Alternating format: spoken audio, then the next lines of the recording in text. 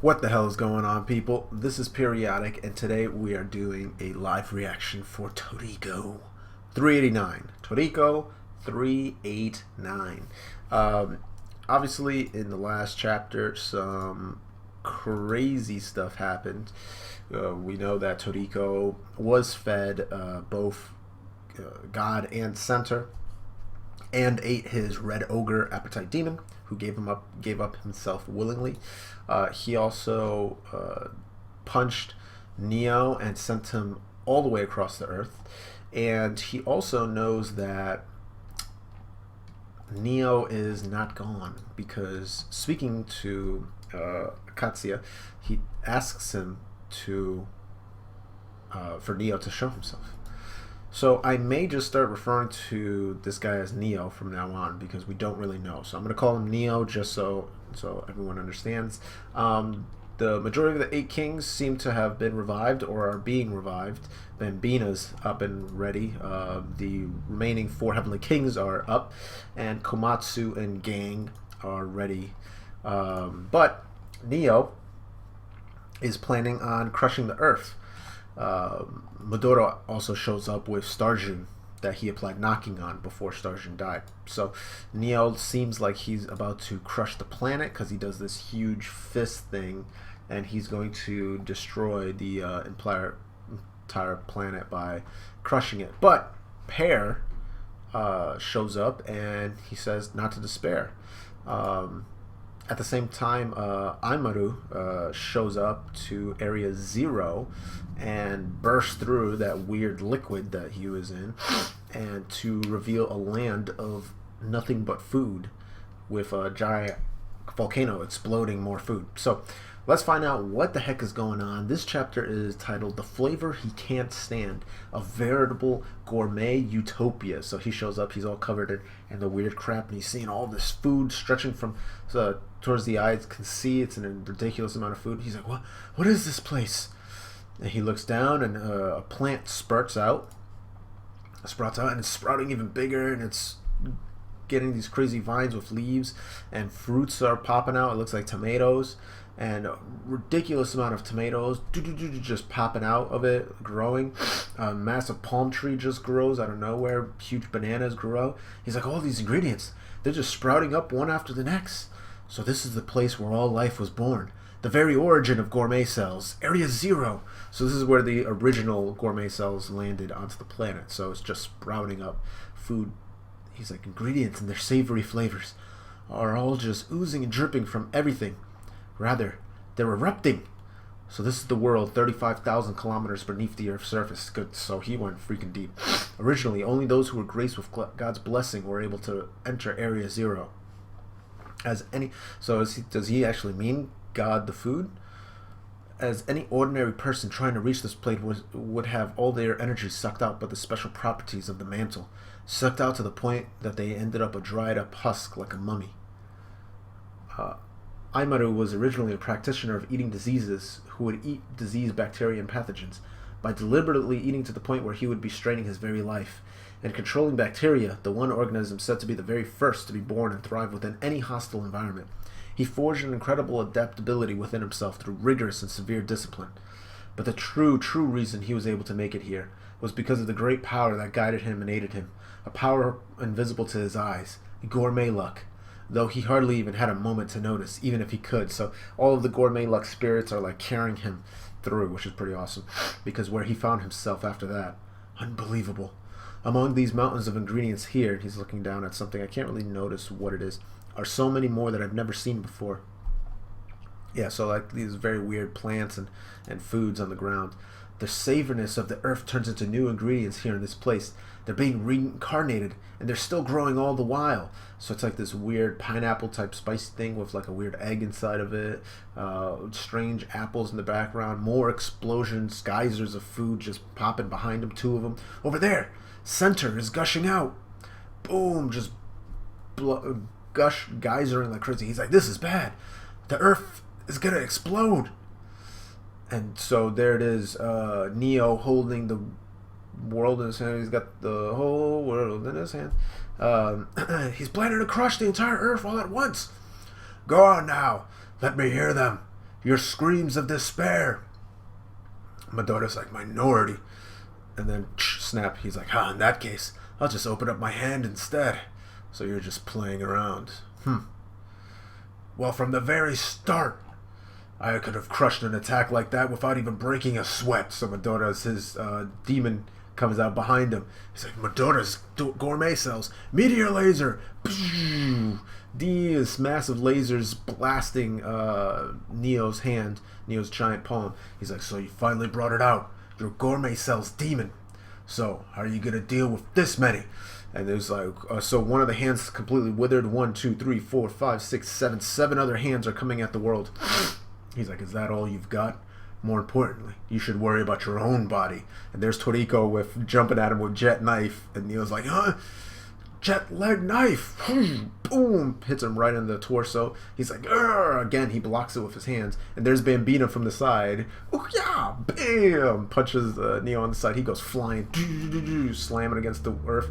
Good lord, there's the entire wolf pack jumping at him. He's like, you goddamn flies. Open up his mouth, and then boom, big explosion.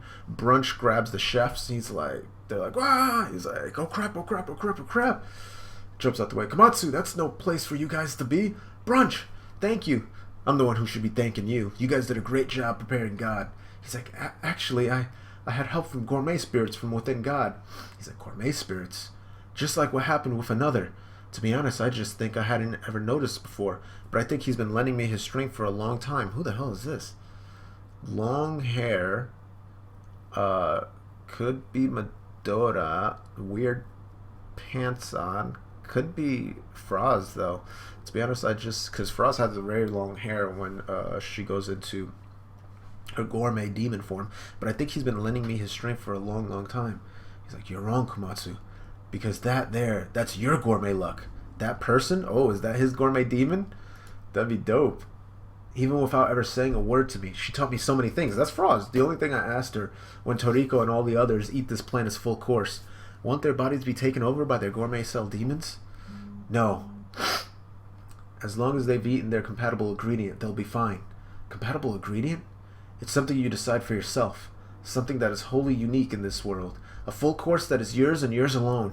As long as they have that, then even if they get eaten, they get taken over by their demons, their form won't change. So, yeah, that's exactly what I was saying. That is the single way for a living creature to ensure that their appetite's demon doesn't take over their body. Toriko will be fine. After all, I believe the one he decided on first was the rainbow fruit, wasn't it? So as long as you eat your full course, but he's still missing that one dish, so it seems like he'll have to eat Neo to fully substantiate himself, to fully not be taken over by the demon.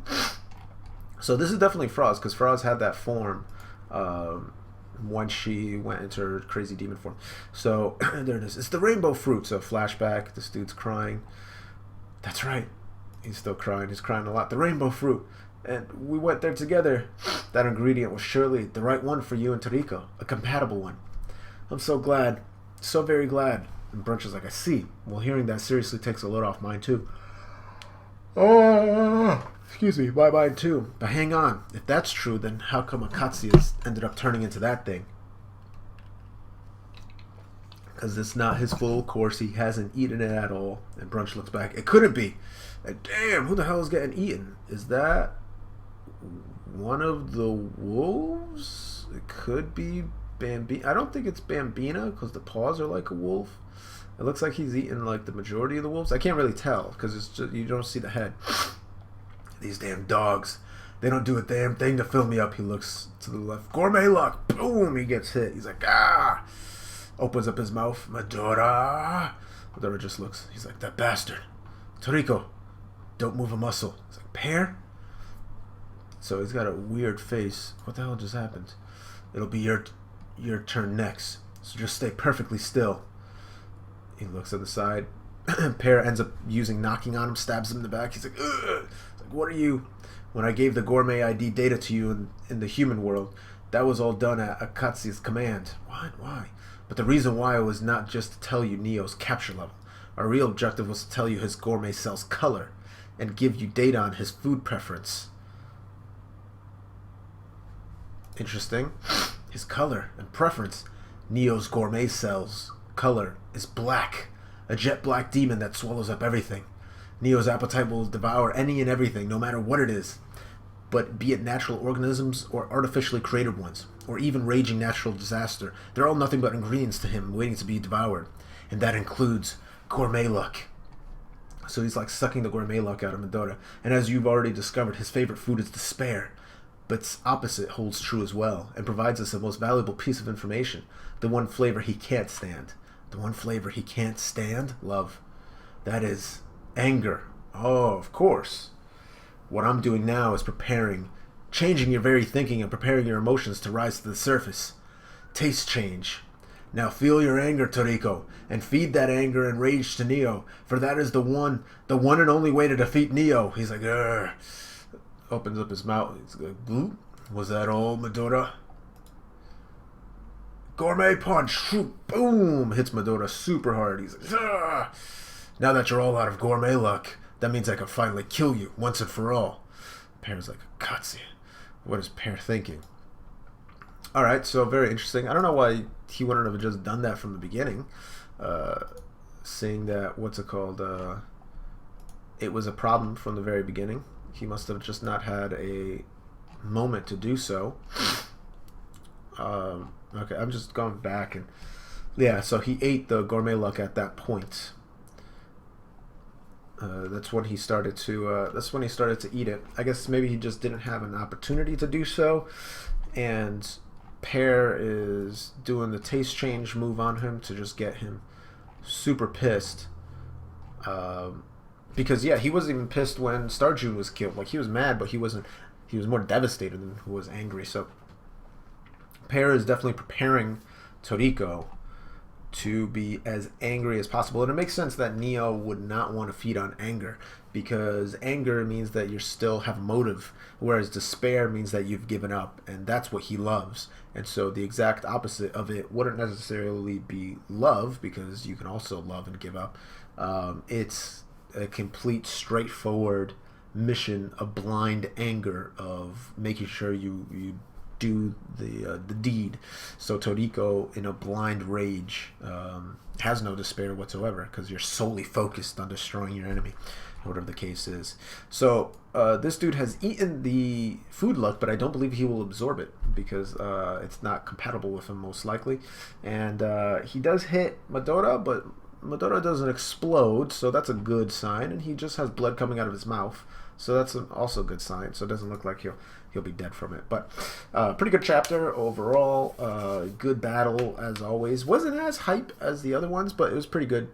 You got some, story that had to be fleshed out and whatnot. But as always, like, comment, subscribe. Let me know what your theories are going to be next on what's going to happen, and if the 3 Heavenly Kings are going to be involved, because they're standing there next to the 4th Heavenly King, Toriko, but they haven't gotten involved yet. We saw Brunch running away with the chefs, but the 3 Heavenly Kings are still there, ready to kick some ass. So let's see what the hell happens there. As always, I'm Periodic, saying see ya.